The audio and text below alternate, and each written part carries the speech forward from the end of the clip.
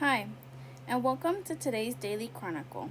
Today is Tuesday, February 17th, 2026.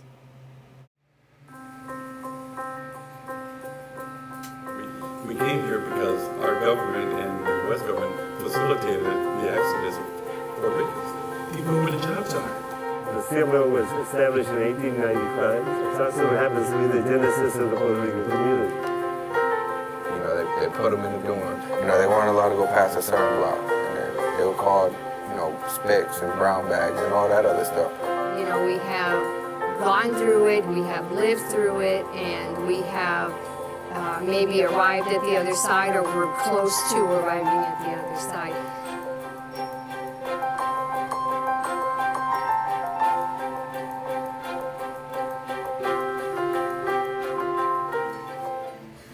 Consequently, there's a lot of people coming out of Puerto Rico because there was like a depression, you want to say?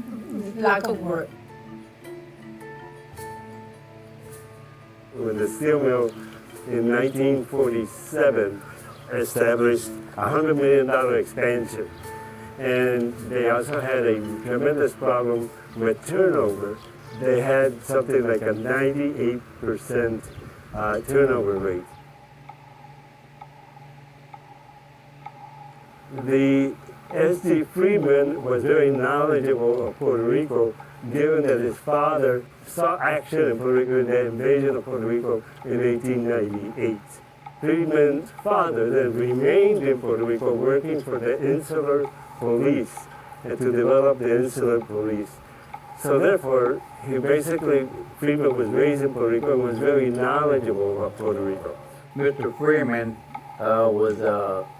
they commissioned him to get some people from Puerto Rico because the steel mill needed them. So they brought a group of Puerto Ricans over here from there, to work at the mill. And my dad was one of the group that came over here. And you have to have a letter from the police chief of your community. You had to have a letter from the priest. You had to have a letter from the mayor. And you had to have a letter from some outstanding citizen in your community. And you had to have all that before they would talk to you. They got those first 500 young men, and they got the cream of the crop because there were stories about the Brown wave and the Brown invasion and all this and that. And when they brought them here, they had them live in barracks on company grounds. And for a long time, they weren't allowed out. So they were secluded, segregated, and locked down. And then finally, after time passing, they insisted more on wanting to come out, and they had a very difficult time because nobody wanted to rent to them. The courage that our first generation must have had, because they came here not knowing the language, not knowing how to live in the cold, and not knowing where they were going to live. Back then, there was no place that they would rent to us. It was bad. So Mexicans gave us basements or attics to live in until we were able to get it together. They built a whole community on the other side of the tracks. And believe me, it's really like that. I grew up on those tracks, on that side of Capito.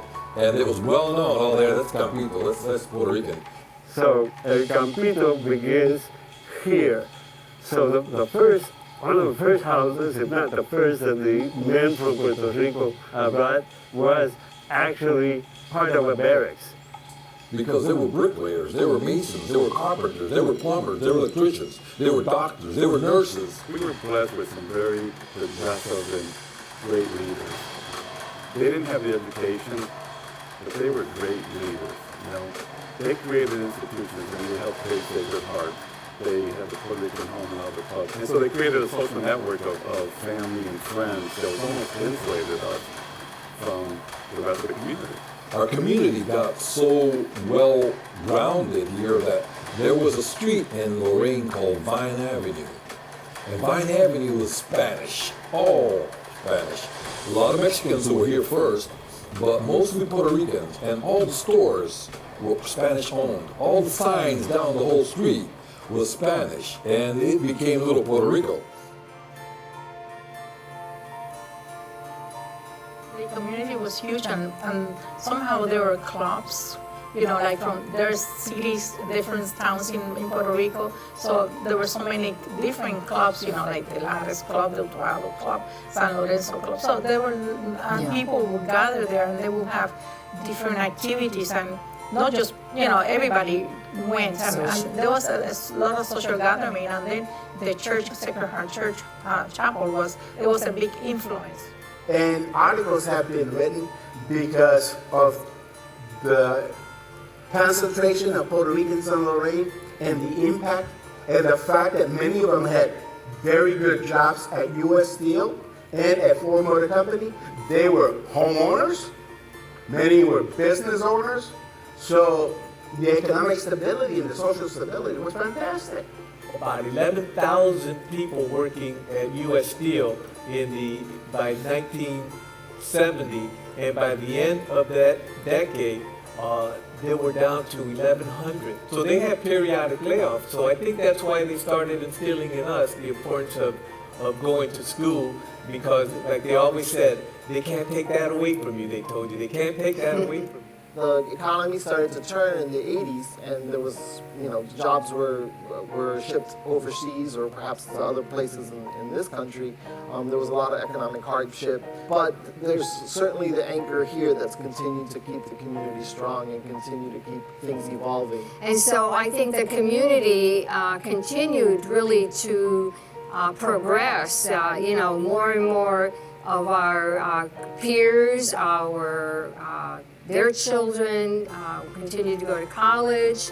They are involved in the medical area. They're lawyers. There's a police chief, our high school principal, members of the Board of Education had become active, and of course they were able to remind those involved in educating children that, you know, that we have Latinos here, and then eventually the bilingual program came to be. Over the past 2 years, we've seen growth and participation in our neighborhoods, and it's about involving yourself, being there, letting people know that you care, letting people know that you're going to fight for them. That's kind of the mentality that I know the original men came. You know, they came for another opportunity, and so their battle is our battle, and that's how we have to work together moving forward, and that's just how I take my day-to-day work with everything I do.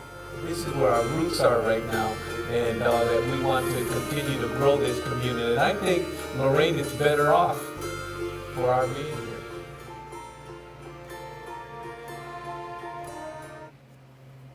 How self-compassion can help you deal with stress. According to new research, self-compassion may help people use more effective coping strategies and in turn feel better. While we may have heard that it's important to treat ourselves with kindness, sometimes this is easier said than done, especially when we're under stress. When we're facing challenging circumstances, we may fall back into less productive thought patterns, like ruminating or blaming ourselves. We may even worry about we're going too easy on ourselves or being selfish if we practice self-kindness. However, new research is finding that these worries seem to be misplaced. It turns out that practicing self-compassion in stressful times may help us tackle problems more effectively. Self-compassion in stressful times. Researchers suggest that self-compassion has three main components. The first involves self-kindness. That is, treating ourselves with the same kind of understanding and compassion that we might extend to a close friend. The second involves mindfulness, of being aware of what we are feeling, without letting our emotions overwhelm us.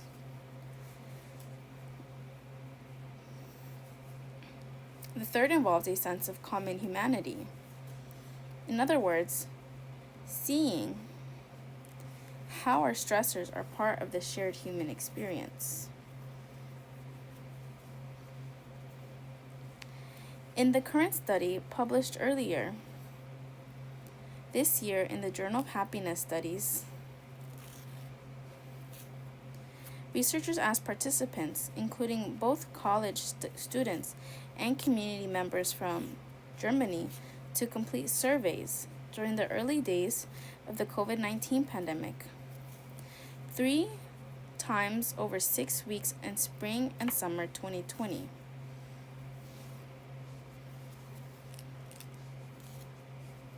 In the surveys, participants reported on their self-compassion.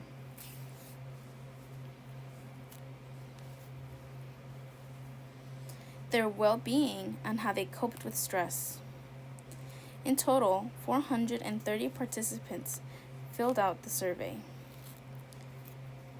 first survey, and 264 participants completed the last survey. To measure how they coped with stress, people were asked to indicate how much they typically use different coping styles.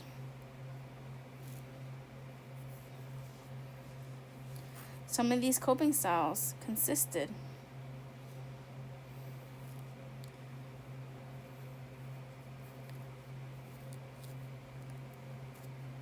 of what researchers call functional coping.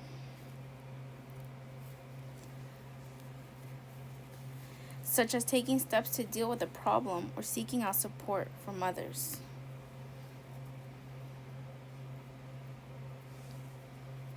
Others consisted of strategies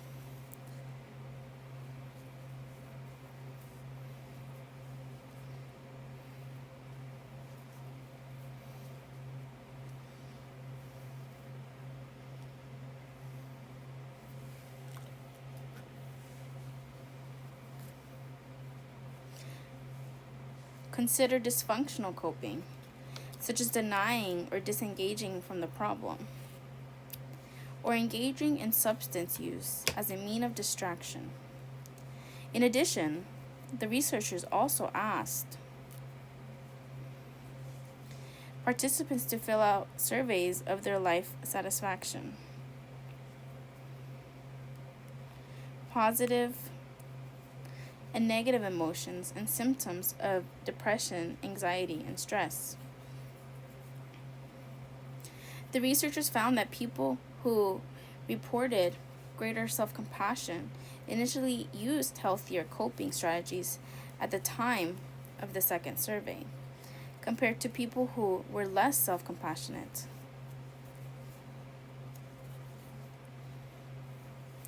In addition to engaging in more functional coping, more self-compassionate people were less likely to cope with stress with less productive strategies, such as denying the reality of the situation, blaming themselves, shutting down, or turning to drugs or alcohol. In turn, they seemed to be doing better at the end of the study. They felt greater positive emotions and less stress.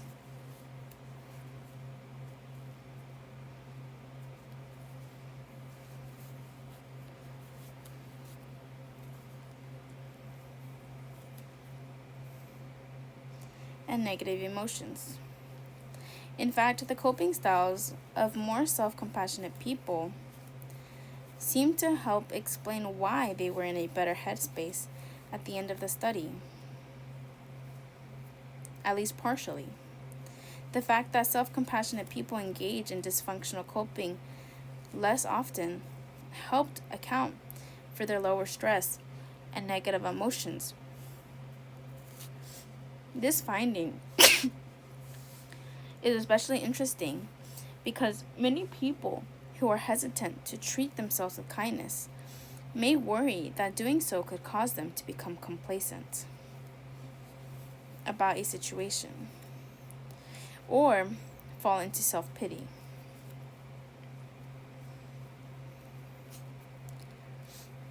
However, the current study suggests that if anything, the opposite seems to be true. People with higher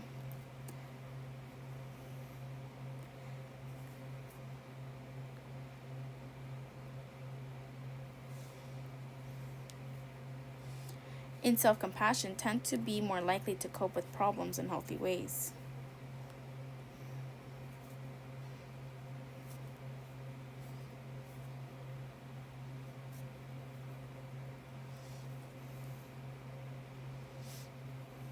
Instead of falling into dysfunctional coping strategies, the researchers suggest that self-compassion facilitates an accepting and balancing attitude toward challenges.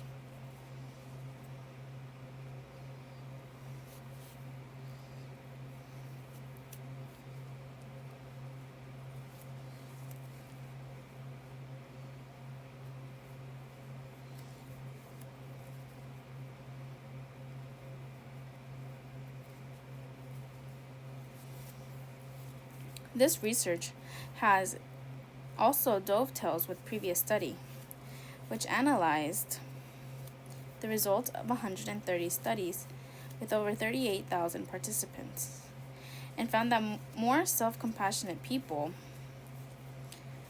tended to report more healthy coping and less unhealthy coping. Although in that case, there was less evidence of which caused which. This study also builds on prior research findings that writing about a stressful event in a self-compassionate way improved people's moods compared to just expressing their emotions. Additionally, it's been suggested that self-compassion may be especially helpful if it breaks the cycle of rumination. That is, thinking over and over again about stressful events in an unhelpful way. In other words, treating ourselves with compassion doesn't mean ignoring the reality of stressful events.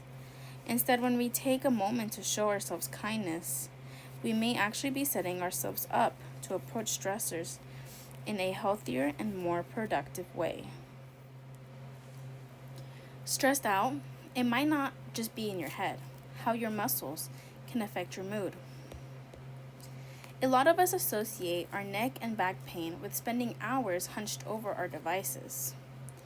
We also know that good posture and core strength can help prevent those aches and pains. But researchers say it can also help us feel less stress.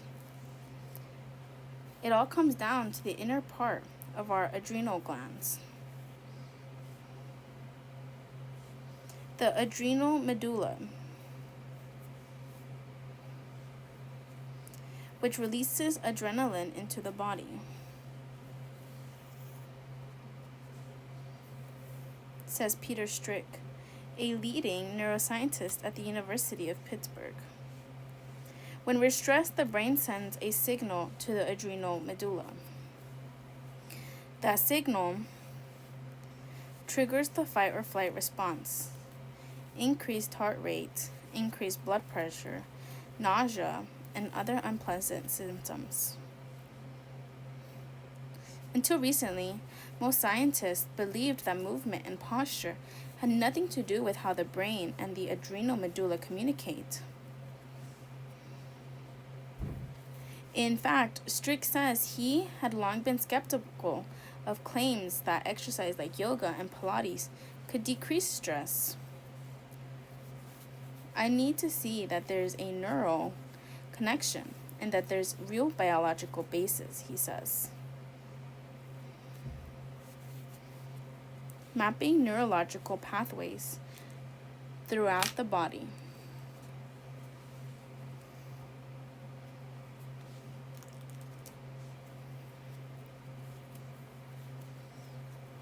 In 2016, Strick decided to study the connection between posture and stress by using a method he pioneered in the late 90s.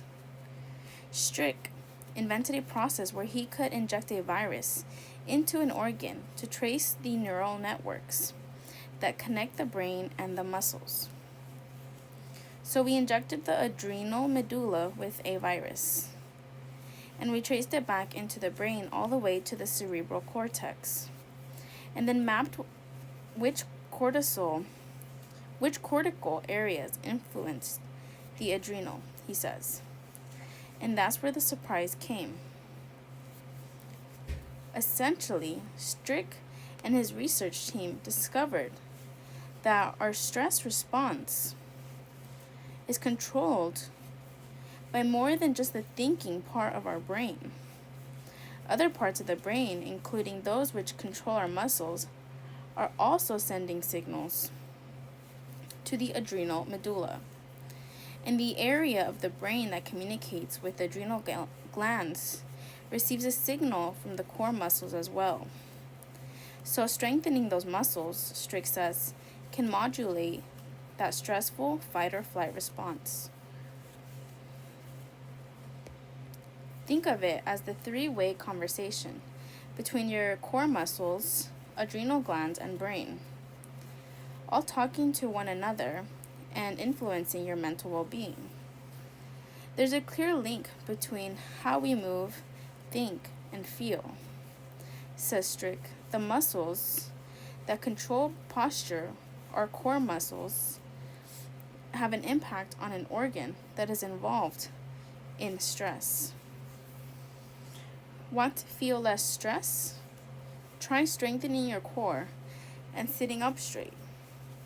When we're hunched over our phones or tapping away at a computer all day, many of us feel more mentally drained, stressed, or anxious. Strick recommends strengthening the core muscles so that sitting upright all day becomes more natural. Slump and then straight, he says. And see what does that do to your mood and effect. What that does to your mood and effect. He says that this discovery was a wake-up call for his own health. He credits his children who nudged him to try Pilates and yoga years ago. And I said, come on, give me a break. I don't have time for this crap, he says. But as it turns out, they're right. Human connection has been a vital part of our evolutionary history. As we started to live in bigger and bigger groups, our relationships with the people around us became ever more important for our health and our protection. As such, the human mind has evolved to be incredibly social and to really hunger for that connection. And that's why when this connection is taken away, when we experience periods of social isolation, loneliness can play some pretty strange tricks on our minds. Lots of studies have shown that when people feel lonely, they're more likely to anthropomorphise objects around them. So they might be more likely to see kind of little faces in the objects around them. But also we start to see kind of intentions in machines and the other kind of devices within our house. So if your computer's playing up on you, you might start to think it's being badly behaved, or you might feel that if you turn it off, you're punishing it in some way. That's very much because we're so hungry for social connection that when it's taken away from us, we really try to find that connection anywhere around us. People who feel extremely lonely right now might have more vivid dreams at night, right? Because the brain is trying to help. Like a bodyguard, it knows that you need social connections and you don't have them. So the brain's going to go back in your memories and try to find social memories and bring them back to you to help you feel better. If you look at prisoners who've been put in solitary confinement, they actually have a much more extreme reaction to that isolation and loneliness. It can include all kinds of hallucinations that they'll be perceiving, from kind of flickering lights, fairly benign stuff, to actually some really scary visions of kind of animals all around them, or the feeling that there's another presence in the room. And that's especially true when there's sensory deprivation, along with the kind of loss of social connection. And the problem is that the brain really is just lacking stimulation, and it's so used to processing the really vivid environment around us that when that sensory stimulation is taken away, it doesn't really know how to respond to that. However, it's not just our minds that are affected by social isolation. Loneliness has been proven to have some surprisingly dangerous effects on our body too, with huge implications for our overall health. Loneliness is an epidemic. Loneliness does not discriminate. It's a subjective mental state and anyone can fall into it. We've done studies showing that loneliness leads to depression after 2 or 3 weeks. It can lead to increased blood pressure, increased cardiovascular disease. It can increase your stress response and cortisol levels. And as a consequence, you might find yourself on alert all the time, not trusting anyone around you, and become a little bit irritable and defensive with no reason. One big meta-analysis that tried to look at all of the studies related to this found that having poor social connections can be as deadly as smoking 15 cigarettes a day and prove to be roughly as bad for your health as suffering from obesity or having a lack of exercise and physical activity. Of course, this has all been brought into greater focus by the current global pandemic. Studies have linked loneliness to reducing the immune system and increasing pro-inflammation, showing that this could be acting as an invisible accelerator to some of the worst consequences of the virus, especially amongst elderly people, who are more likely to struggle with loneliness and are at high risk during the pandemic. But these effects are preventable and reversible. If we understand that our brain is our main social organ, there are positive steps we can take to help reduce the effects loneliness and social isolation can have on both our minds and our bodies. One really promising technique is this form of mindfulness known as loving kindness meditation. And like other forms of meditation, that often involves laying in a quiet place, gathering your thoughts. But in this particular case, you then use that period of contemplation to reflect on the relationships with the people around you. And you try to kind of cultivate a positive attitude towards those people. This has been studied scientifically, and what those studies show is that actually this can help to boost your sense of social connection. So it can alleviate the changes in the stress hormones that you might be feeling when you feel isolated. We know that exercising in a mindful way with a purpose for 20 minutes a day can actually create new brain cells in these areas of the brain that are deficient after social isolation. So we can really have neurogenesis. So I really hope that after this experience, when we return back to normal, that we'll have more empathy with people who are experiencing loneliness on a day-to-day basis, that we may try to find new ways to build connections with those people and to try to maintain regular contact across generations. The more we embrace loneliness, like a signal, like we will embrace thirst, the better we can survive the negative effects of loneliness. I think we're in a golden era of social communication. This is a big opportunity for us to have a mental reset of what it means to be social.